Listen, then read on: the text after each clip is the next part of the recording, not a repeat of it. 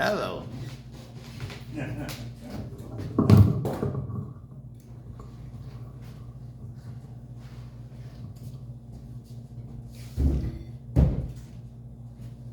gonna film him to put him He's on? filming himself. Oh, he is? Hello, everybody. Hello. Welcome to the North Fork Taps and Corks. Right. I am David Fredette, and I have a catalog of 22 poems now that I recited. Ooh. And you are fortunate enough to hear my 23rd poem for the first time.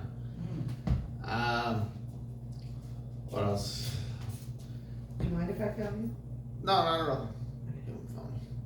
I'm working. I'm working on a project. I got 175 poems to recite. 174 poems are published by me, and there's one poem called "How Long Have You Been a Sailor?" that's in public domain.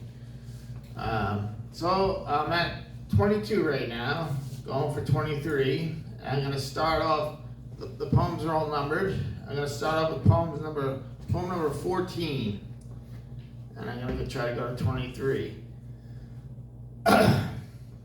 The first poem, number 14, is called Heart's Cove. Heart's Cove is in Moriches Bay, near the Moriches Inlet, and it's a bit muddy. And it goes, "Oh, body, with your surface so calm, I float motionless as the tide of thoughts leave my haven of fond and distant memories. Your depth, all of 5 feet, that ooze through the toes, the encouraging positive buoyancy during the swim to your Mouse Island, a truly barren place. Cancel that for now. I prefer to lie still and defer such a pulsating thrill, only to remain dormant with the help of my corpulence. Let the current run its course. For if I routinely engage in a rigorous swim, I will fail to float as fat is burned and I become slim. So let the tide ebb and flow." That's number 14. Oh, nice. Very nice. Right. Number 14. And how many do you have, Jim? I have 22 right now, working on 23 tonight. Oh, cool. Poem number 15 is called Silence. And it goes, "A final tune from FM, time to think. Yet another siren blares. Ah, as it fades, eyes closed, but still drawing a blank. Thank God for the break. An opportunity warrants new sounds. The voice of a colleague, eternal combustion, the stamp of a time card. They all have relevance. Nevertheless, nothing makes a statement like silence." Shh. That's number 15. Right on. Cold out there, Scott? Terrible. Freezing. Cold. Poem number I got 16. a chill just when you opened the door. Poem number 16, it's called Basic Steam Cycle. This is a rather esoteric poem. I recite it because I'm trying to convey the essence of the poem, which is the natural cycle of water in our ecosystem, or on our earth. And it goes, "The feed pump speed balance is a bit of a challenge. So a subtle differential is corrected with a set of fly weights selected. As a substantial head will overcome the molecular unrest within a 600 psi boiler drum. The chamber where steam is born again after completing a series of bends, and a glowing orange furnace steam complete with several extra passes for superheat. By the time it leaves the boiler, it's considered dry by the average boiler. as the vapor's temperature is greater than saturated, a condition favorable for turbines to be operated. The turbines take the work out of the steam until liquid is seen.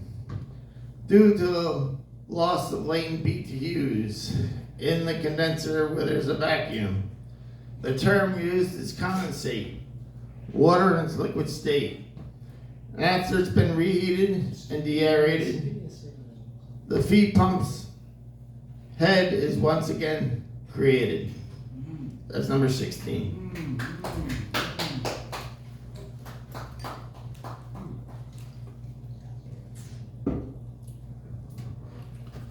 Poem number 17 is called Longevity. And it goes, yesterday I became slightly more than half my father's age at 45. When I turned a year old, I was 2.2% his middle age. If we both live past 200, there'll be 20% difference. Thus, the more expansive our lifespan, the younger we have become in the past. That's number 17.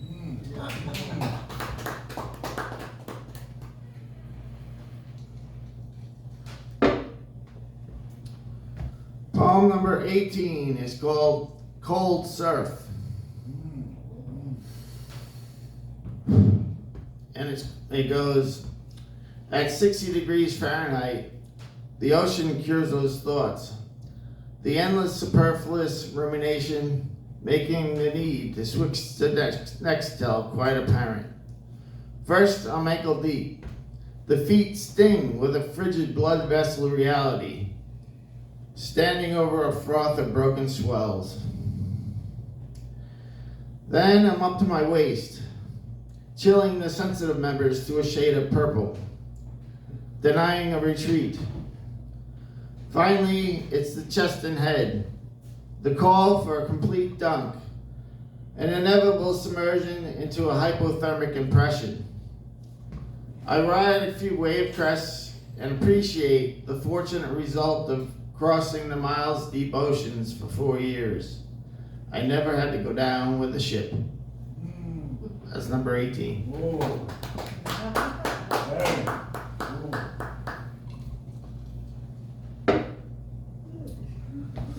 Number 19 is called Share.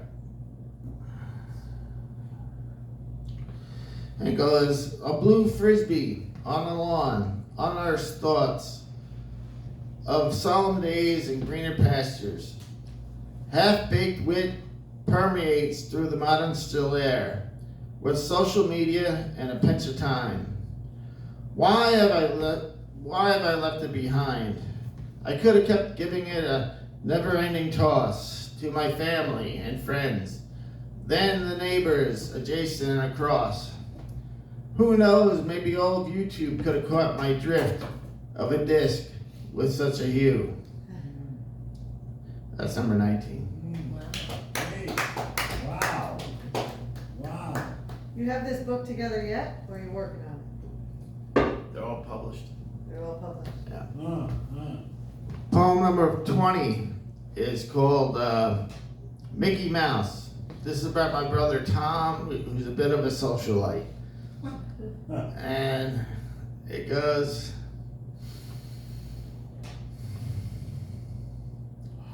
Steamboat Willie couldn't have amused so many farm animals with another two hoisted heifer and sputtered macaw. Believe in him, I say. Charisma shines on his sweated brow with harmonized rafter cuts and subtle shoulder struts. As his planer's edge squares yet another playing field. Where have I been all the while? If I've been the Pete to his own demise, don't just grimace, Tom needs my smile. That's number 20.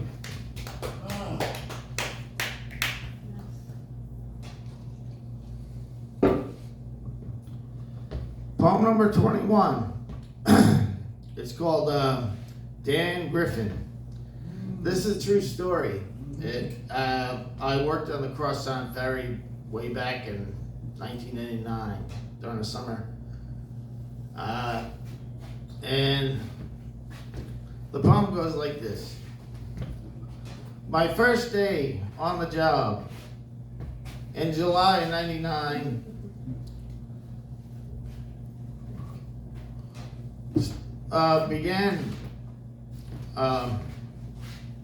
my first day on the job. My first day in July 99 on the job commenced with 8 hours prior to the new engineering officer's presence. A clandestine smile of amusement appeared on the smug face of another chief, whom I truly respected and painfully admired. Why could my life now be less of a requiem of faults done past? Why aren't we both a similar past? Like our ages and our studies, it seemed he could never make error. After a year, our polarity began to manifest in my mind. So I then sought to find the brow towards my ride. 4 years ensued after the drive within a rather humorous farm, and there he was on the evening news late. A sailor's boat sank off of Block Island, leaving him all alone, treading water for 48 hours straight. That's number 21. Wow. I think I remember that. Wow.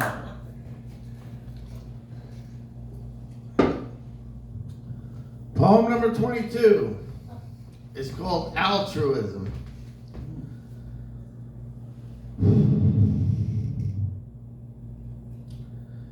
There is a pound of pleasure in my right pocket. Better to give than to concede in the human race. The deed may not make the pop charts, but it will most certainly kindle the spirits. That's number 22. Nice.